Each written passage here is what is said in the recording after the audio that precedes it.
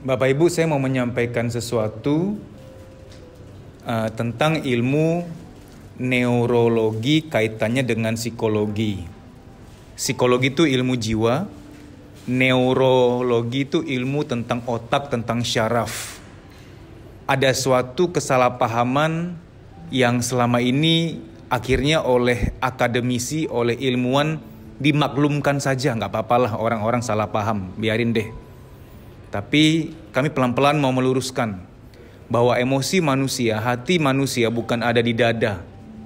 Tapi kok dadaku nyeri mas kalau lagi sakit hati? Tunggu nanti saya jelaskan. Karena nggak semua orang sakit hati nyeri dada. Ada orang yang sakit perut, ada orang pusing, ada orang yang kulitnya merah-merah dipikir alergi padahal stres. Ada orang yang badannya lemes semuanya, ada yang nyeri pundak, sama-sama sakit hati.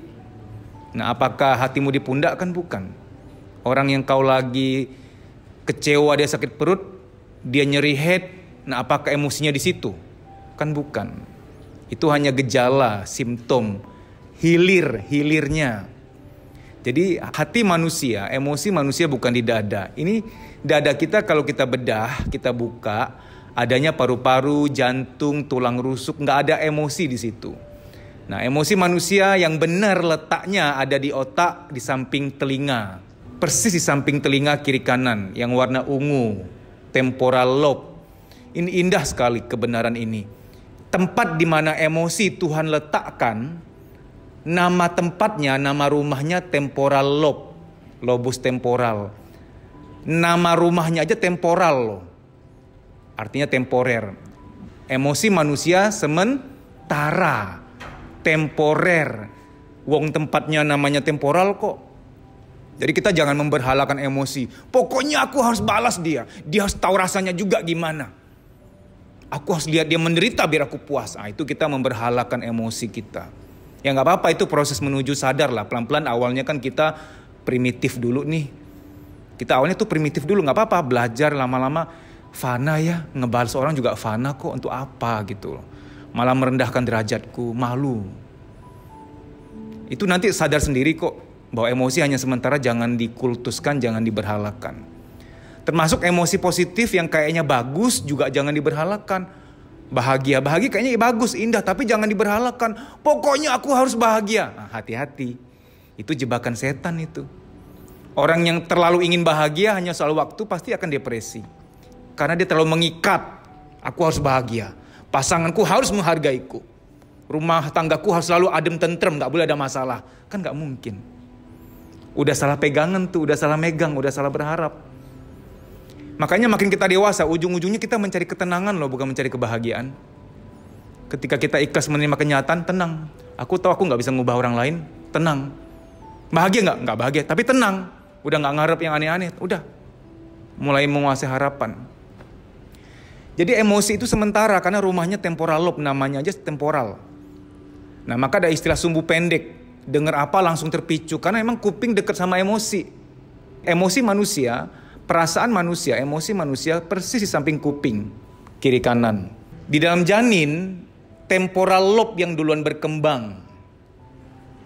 Yang di depan ada frontal lobe. Itu bagian logika, kebijaksanaan, ilmu pengetahuan, agama, pertimbangan, analisa, kebijaksanaan, hikmat. Nah, itu di situ tuh. Tuhan taruh di belakang kening kita. Jadi di balik kening kita itu fungsi eksekutif, fungsi mengambil keputusan, fungsi perencanaan, fungsi untuk mempertimbangkan. Dewan Pertimbangan Agung, timbang menimbang itu harus ada sebenarnya ya. Nah, ini ada filosofisnya. Kenapa Tuhan taruh di belakang kening? Kenapa yang terdepan? Karena Tuhan ingin kita mengedepankan akal. Harus ada akal dalam hidup ini. Harus pakai akal. Menikah jangan main menikah. Analisa dulu, jangan gimana nanti. Aku yakin kok, kayaknya dia baik. Menikah kok ilmu kayaknya. Kok modal kayaknya gitu loh. Itu nggak pakai akal kok kayaknya tuh. Aku berbaik sangka mas, dia pasti orang yang baik. Berbaik sangka tuh ada aturannya. Udah ngilmu belum? Kalau kita udah ngilmu, udah berusaha, udah konseling, udah konsultasi, barulah berbaik sangka. Karena ini sudah ada ikhtiarnya. Belum apa-apa udah berbaik sangka aja, gimana dong? Ada lubang di depan nih, berbaik sangka, nggak ada lubang, geser. Kan nggak mungkin geser lubangnya. Berbaik sangka itu setelah mencermati ilmu, konsultasi, cari tahu, ngobrol sama orang yang pengalaman. Udah mentok belajarnya, udah mentok usahanya, ya udah yakin. Nah, yakin tuh belakangan, bukan di awal. Tujuan kita sekolah SD, SMP, SMA kan orang tua mempersiapkan kita. Nggak modal yakin, nak kamu nggak perlu sekolah, yakin aja nak. Nggak bisa dong. Harus ada ilmu dulu. Tuhan ingin kita menuntut ilmu loh, karena Tuhan tahu ini harus diisi nih. Tuntutlah ilmu sampai ke negeri Cina, bayangkan. Nuntut ilmu harus sampai ke negeri Cina loh, karena ini harus diisi nih, keutamaan ilmu. Nah, supaya dia menjaga emosi. Dia kan di depan nih, dia frontal. Kenapa namanya frontal? Ibarat hotel tuh front desk. Resepsionis, front desk. Kita kalau mau ke hotel pasti menghadap dulu. Pak Bu, saya mau check in. Mana KTP-nya, SIM-nya, isi dulu. Menghadap dulu, daftar dulu. Nah, kalau frontal lobe kita bagus, kita apa-apa nggak masuk ke hati. Diregistrasi dulu di logika, di resepsionis, di lobby. Boleh masuk nggak nih? Gimana nih?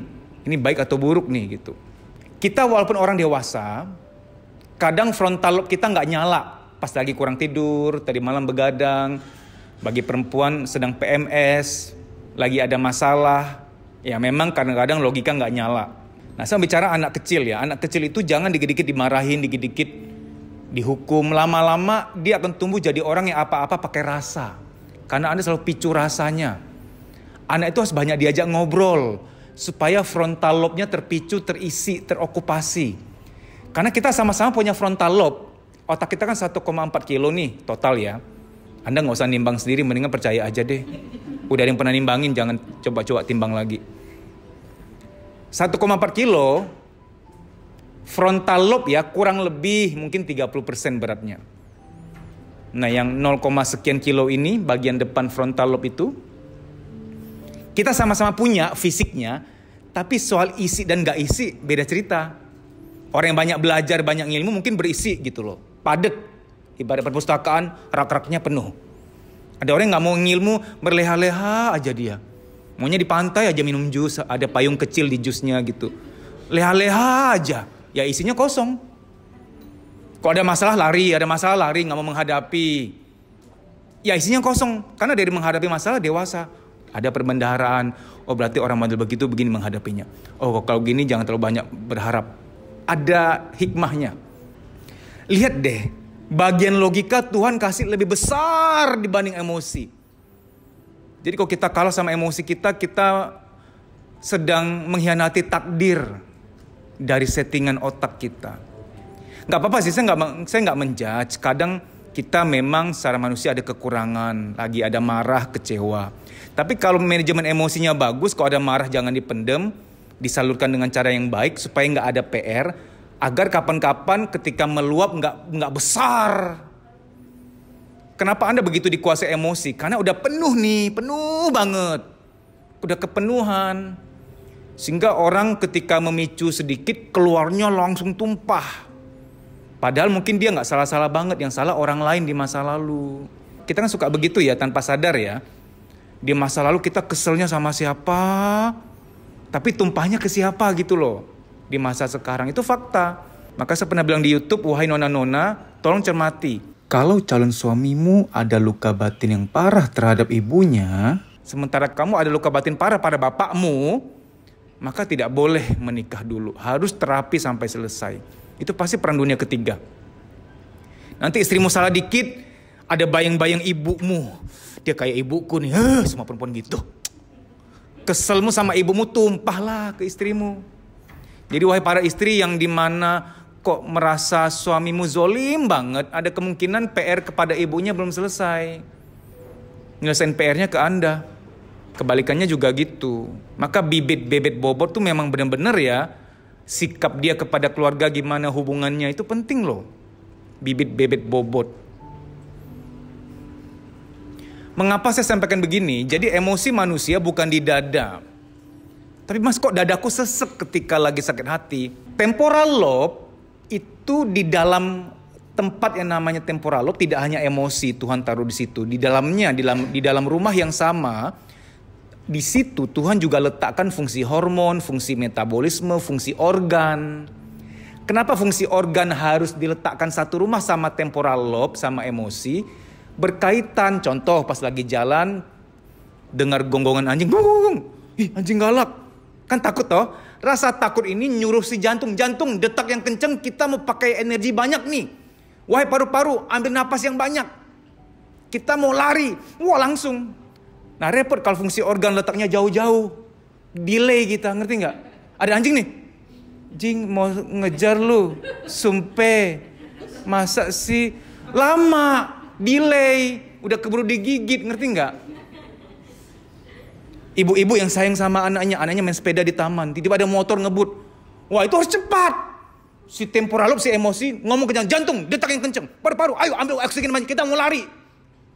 Wah langsung hitungan detik. Memang harus deketan. Nah makanya ketika Anda lagi sakit hati, kadang dada nggak enak karena ritme jantungmu lagi nggak bagus, karena lagi kesel sama orang. Ritme jantungnya kacau. Kau pakai EKG, ritmenya agak unik, makanya nggak nyaman. Bukan berarti emosi di jantung, bukan. Makanya 80% penyakit di badan, itu 80% datang dari psikologis, itu namanya psikosomatik. Ada orang yang dewasanya terlambat, karena 16-17 tahun yang harusnya sudah akil balik secara mental, orang tuanya nggak ngejar percepatan kedewasaan. Jarang diajak ngobrol, jarang diajak diskusi tentang kehidupan. Apa-apa dikit-dikit dimarahin, dikit-dikit main emosi. Akhirnya dia nggak belajar apa-apa. Jadi anak harus banyak diajak ngobrol. Sayang, menurut kamu kenapa guru kamu minggu lalu menghukum kamu? Kenapa coba? Pokoknya nggak tahu, dia nggak tahu. Mami tunggu sampai kamu tahu kapan. Besok lusa kasih jawaban. Harus dia yang jawab. Lusa dia tahu. Gimana sayang, udah bisa jawab belum? Ya Mi, itu karena aku ya ngumpulin PR-nya terlambat. Oh oke, makasih ya udah jujur ya. Oke, Mama nggak marah, terima kasih. Kamu mau jujur aja, Mama sudah bangga. Hargai kejujurannya biar dia nanti bisa diajak dialog dan dia akan ketagihan jujur sama Anda. Karena tiap kali dia jujur Anda marah, nanti dia akan bohong sama Anda. Kita kalau kurang tidur kok emosian, kenapa? Otak kita kan 100 miliar neuron. Neuron itu, kalau Anda pernah makan otak ikan, di lidah tuh sensasinya kayak pasir. Nah otak ikan karena kecil mungkin saya nggak tahu, saya nggak pernah ngitung ya. Mungkin 10 juta neuron. Tapi otak manusia sudah ada yang pernah ngitung 100 miliar neuron.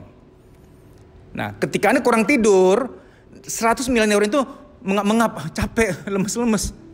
Termasuk neuron yang menjabat memfungsi di divisi temporal lobe, lagi capek semua neuronnya. Nggak heran Anda emosian, mudah tersulut, digigit nyamuk pun luka batin rasanya. Orang nggak balas WA Anda 5 menit mau marah rasanya. Karena pejabat-pejabat di situ lagi lemes, lagi pada ngantuk gitu. Nggak maksimal rapatnya. Mengenai otak kita 100 miliar neuron ya. Frontal lobe mungkin kebagian 30 miliar neuron. Jadi jadi logika manusia, Tuhan alokasikan 30 miliar neuron untuk menganalisa, mempertimbangkan kebijaksanaan ilmu. Buat wanita yang diputusin cowoknya, ditinggalkan cowoknya, terus merasa hidupku udah berakhir gelap, aku udah gak berarti, hidupku udah selesai.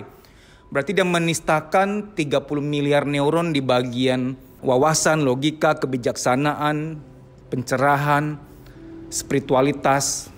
Bagi Anda yang putus cinta terus merasa gelap, hidup udah berakhir, Anda tuh kayak merasa dunia sesempit ketek ular gitu loh. Kayak sempit gitu, padahal kan dunia luas ya. Maksudnya nggak sempit daun kelor ya istilahnya. Bagi kamu yang udah melek psikologi, yang merasa bahwa terapi psikologi itu penting, follow Instagram saya @dedisusanto_pj_official. Di story tuh ada jadwal training. Ikuti training itu biar kamu lega, biar kamu plong. Kamu di terapi sekarang, kamulah yang merasakan manfaatnya. Lebih lega, kerja, kuliah juga lebih enak, badan lebih sehat, tidur lebih nyenyak, kreativitas muncul, produktif lagi. Manfaatnya berkali-kali lipat. Sampai jumpa, dimudahkanlah bahagiamu, dilancarkan urusanmu. Amin. Terima kasih.